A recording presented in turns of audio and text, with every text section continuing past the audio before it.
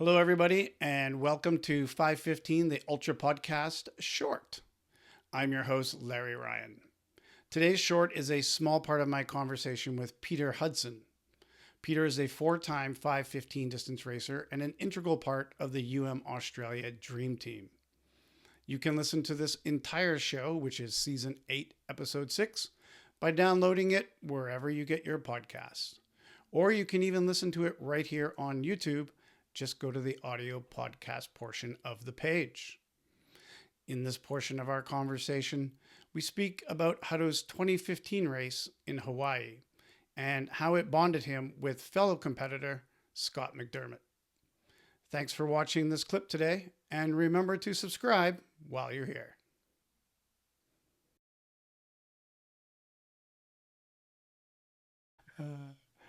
Well, let's move on to your second race of 2015.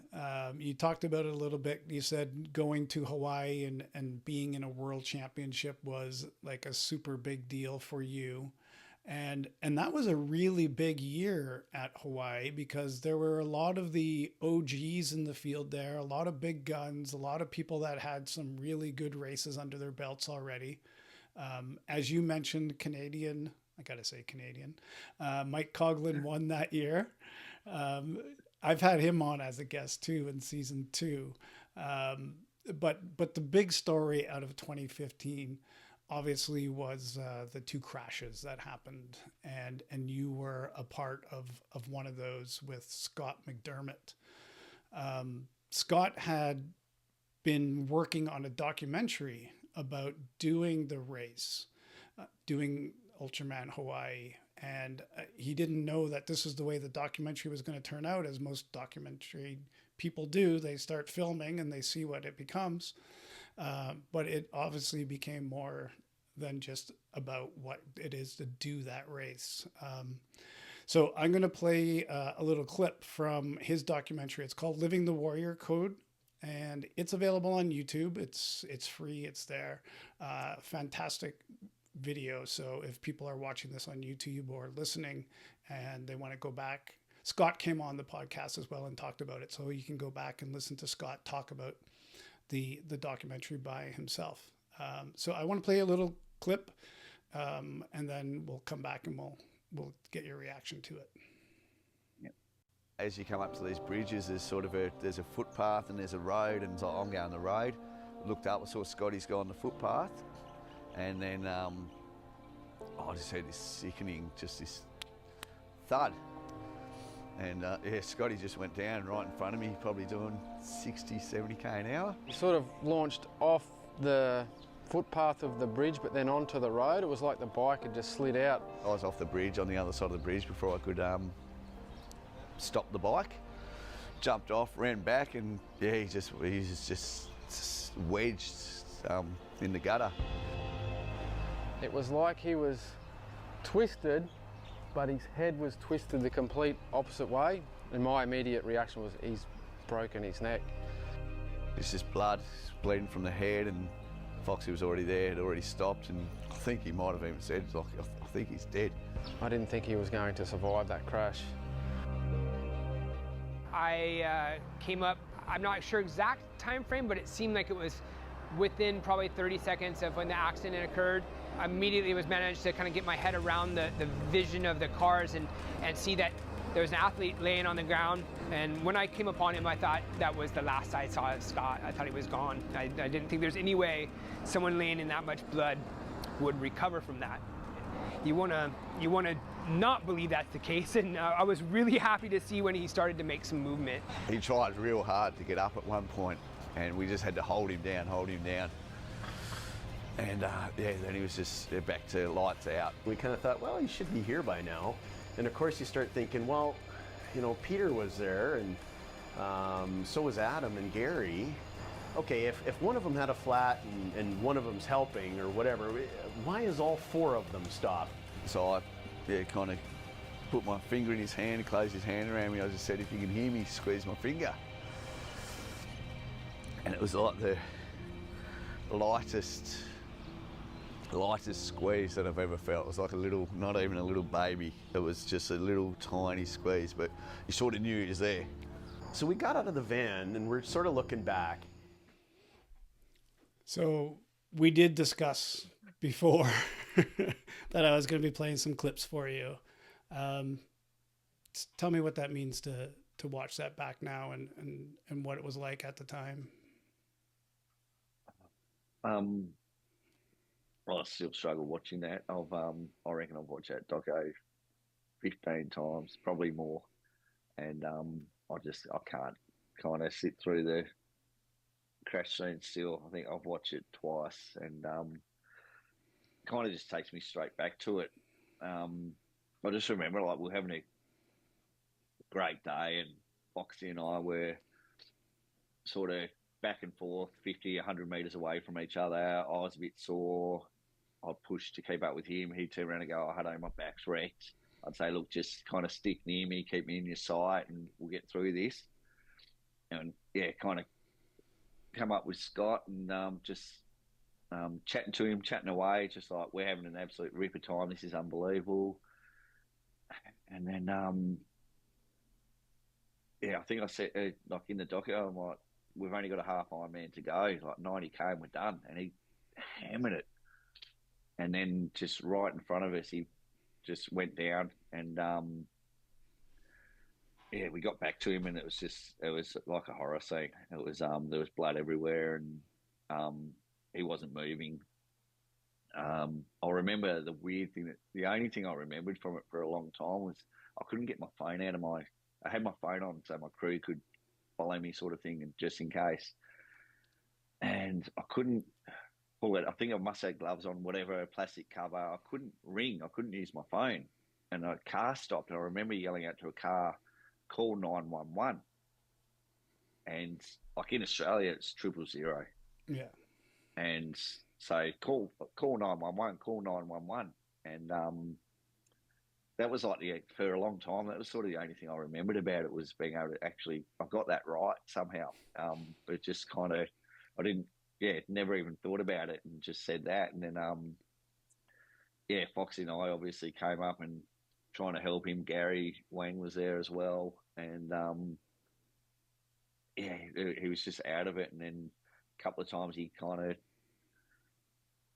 like forcing himself up. And someone had said that people try and do that when they've had a kind of traumatic injury. They kind of regain consciousness. They get up to go like, I'm all right. Yeah. We're like just trying to hold him down.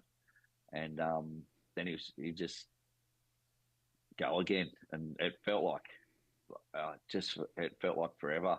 Like we were just there. And obviously ambulance came, got him away, took him away. I wasn't going to go. Foxy wasn't going to go. And I think it was Doug came up and just said, like, you guys just keep, like, you've got to go. You've got time. You can do this. Just, go easy, get through. And we kind of took off together and, like, finished arm in arm at the end of the day too. I just had an amazing bond with Scotty and Foxy from that time. I remember the funny thing was as well, like we're going, I think it's the Kahalas, like the last 20K or whatever, and the wind was blowing just crazy. Yeah. And I remember just saying to Foxy, like, we've had enough, let's just hold back. I think Gary and Stacey were in front of us and we could watch them and they were sort of every kilometre or two, Stacey get blown across the road, like a metre or two. And we were like, all right, well, there's a break in the trees. Let's like just prepare for it because we're like, the last thing we want now is another accident. And then about a kilometre from the end, this like pit bull dog just come running out and started trying to nip at Foxy. So we got through, we like kind of finished and we were like, we survived that obviously. And looking back on it now and just the bond that we kind of have with Scotty and his crew and just the race overall, just absolutely amazing. It was a terrible time. And like I say to people at the time, I'll never remember what time I got for any of my races. Two of them were, I think, 20 seconds apart overall. But the two Australian ones, so I couldn't tell you what the time was, but you'll always remember like the people and the things that happened Right. through the race. Yeah. Yeah, and that was a very scary accident, and it wasn't even the only accident, because Christian Isaacson also went down on that day. When you're there and you kind of like just force yourself to get to the finish line, what was it like at the finish line on the end of that day, at the end of day 2 there? What was the vibe? It was actually a really weird one because like you'd expect that with everything that went on. I don't think we even knew about Christian at the time. It was just it was all just Scotty. Yeah. I remember getting off my bike, and it was like I hadn't raced, and like the other 2015 and every 150 to 200 kilometer ride that I'd ever done, I get off the bike and I'm absolutely cooked, and my legs are killing me. I struggle to get off the bike. I remember just kind of jumping off the bike and walking over to Foxy, and eventually just going to have a shower and stuff, and like not even feeling not even feeling the physical effects of it, not even realizing that we'd actually gone and ridden almost 300 kilometers. Mm-hmm. It kind of, everyone was just in shock, and it still hadn't really hit me what had happened. Like we're in the, I mean, I think it took months to actually, get back to where I kind of wanted to do anything like that again, and kind of learnt to kind of deal with it. But yeah, it was really surreal. Like that was it for me. It was, I'll get up the next day and we'll run if we run, but like kind of nothing else mattered at that point. Right. Yeah. And then last year at Australia, there was the accident with John DeMandel as well. He's a blind athlete, and him and his pilot Daniel went down not once but twice. And their second one was a fairly serious accident as well. And I know the Dream Team was kind of on the scene and stuff like that, and dealing with it right away. Was there anything like when you were thinking about John that you were relating back to that previous experience, or how did that play out for you last year? I think like there's a funny story about John. I'll tell you in a sec. Just remind me about that one. But I think for me, like just the roads, wherever we go, wherever you're going to race, you're racing, you're riding 150 to 275 kilometres. You can't ride through nice streets and busy towns. You're out on back roads. So day 2, whether you hear about a crash or there is a crash or anything, it's for me, I don't know if it's more than others, but I'm really struggle with day 2. Find it really hard. I'm just happy when everyone gets off their bike. Day 3, like throw the bike away, you're running, you're fine. Yeah. But yeah, day 2, a little bit day 1, but day 2 it's a scary day for me. It's a really draining day. Just until everyone kind of comes home safe. With Right. Johnny, that was like the fact that he got back on. There's a couple of things with him where the fact he got back on after crashing the first time and rode again. The fact that if we crash, we kind of have a split second at least to realise what's going on. Yeah. Johnny's doesn't know until he's on the ground that he's going to be on the ground. Like, but to be doing the speeds that he does, and like the way that he rides and stuff, is just unbelievable. Because I was actually day 1, 2015. I was behind him. I was in front of him coming down a massive hill, a lot of switchbacks, and they came flying past him and his pilot. And by the time I got halfway down the hill, I could see him at the bottom, and he was like a kilometre down the road on the straight. Yeah. So they're doing speeds like 100 kilometres an hour, and try doing that with your eyes closed, not knowing what's going to happen. Yeah. So yeah, for him to get up after the first one's amazing, but then just that crash was absolutely terrible on day 2. But then for him to go to hospital, and the nurse said to him he had bandages all over both legs and arms, and she goes, "Oh my God, like, and now what's happening?" He goes, "Oh, don't worry about that. That was yesterday's crash." I was like, That was absolutely phenomenal. That was awesome. Yeah. I laughed my head off when I heard it. He still had a sense of humour, Yeah, even after that. Yeah. And for me, I'm on the other side of the world, and I got to experience him coming to the day 2 finish line. It was like 10 minutes after 12 or something, and him and Daniel showing up and walking over the finish line, and everybody there like just so happy to see that they got out of the hospital.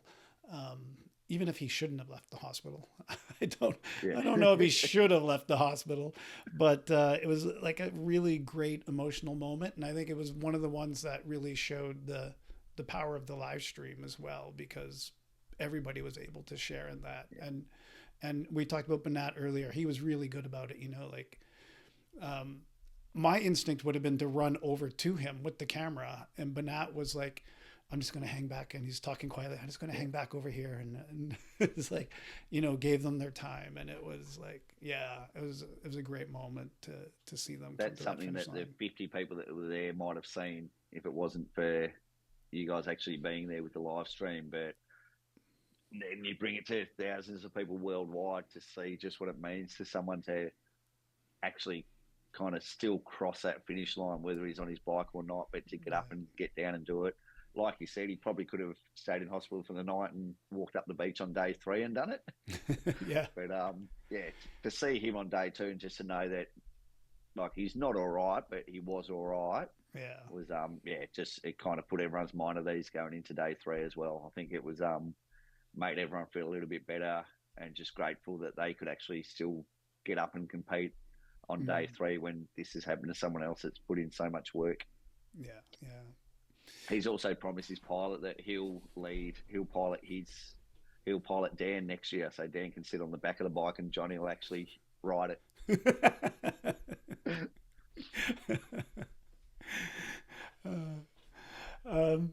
Well, getting back to Scotty's story, for the people that haven't seen the doc before, his recovery was much longer. He didn't come to that finish line at the end of day 2, and there was a real struggle for him. Part of what he knew he was doing, he was working on trying to get back to racing the 5:15 distance again and going back to Hawaii. And there's a part in the documentary where during his recovery, he goes to Coeur d'Alene. And it's a big moment for him. I want to play that one for you as well. I'm sure you've seen it. Scott McDermott, Sylvan Lake, Alberta. You're an Ironman, Scott. That's for Peter and Adam and Lyle. I had them with me the whole day. I was thinking of Peter and Adam and Lyle and Gary and everybody that was with me on the crash, even like you and Doug and all the things everybody did. Molly and Jen, everybody. I had them in my heart all day. Oh my God. So he was carrying you with him all through his recovery.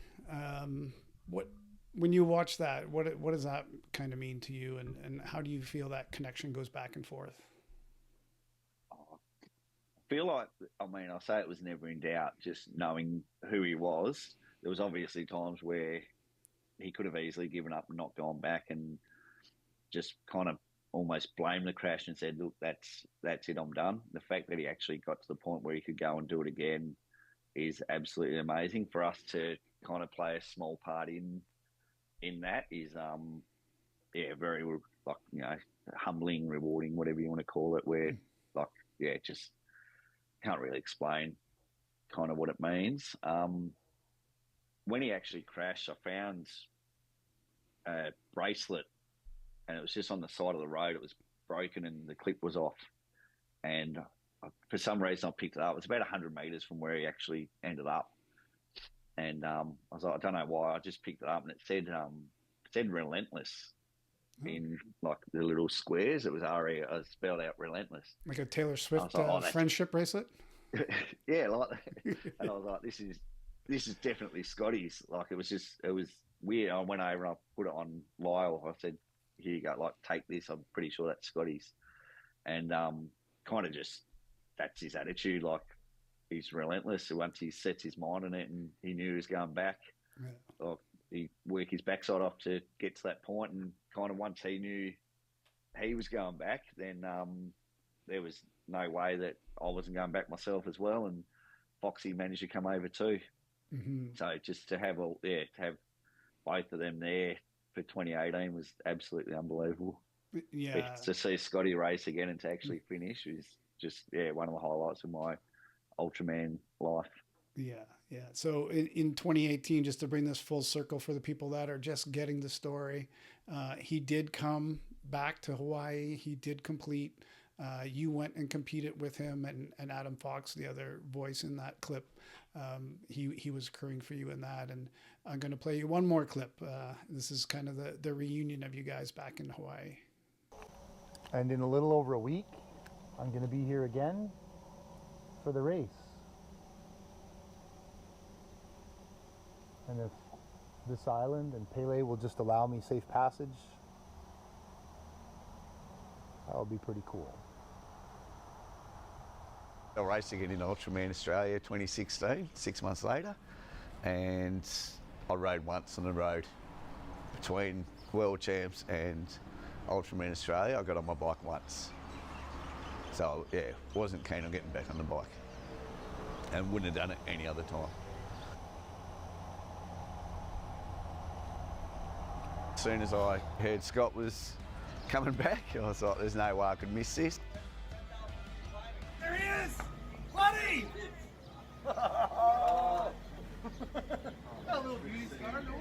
For many of us, it was a life-changing moment, and I've come back to see him complete it, and I just want to be there at that finish line. I'll see him on day 3 and finish and give him a big hug.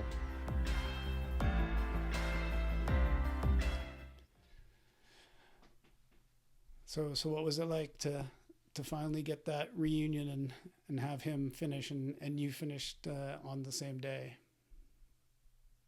Nah, absolute highlight. So we'd obviously talked about it for a while, and he did everything that he could to get back there.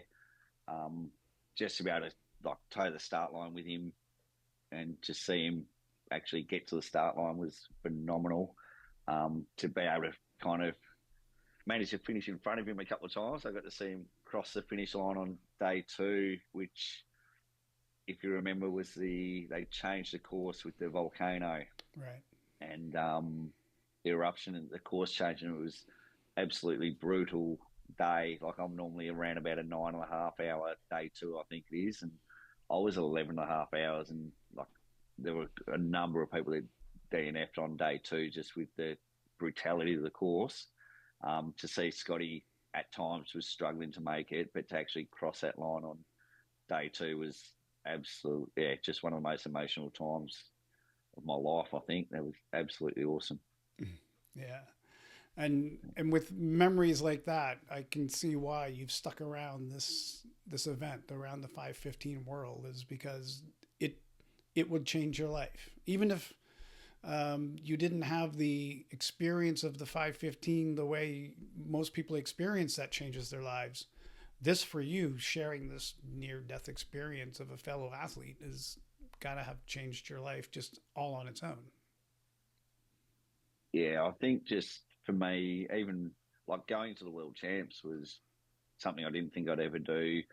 Finishing the first race where kind of, it was not uneventful, but there was nothing like that involved, and that still like kind of, if it hadn't already lit a fire in me, just absolutely lit a fire in me, and just made me want to be a better person.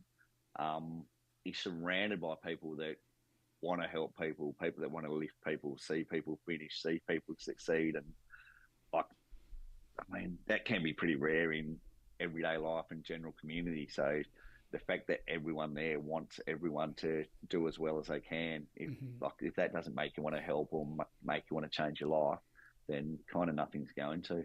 Yeah.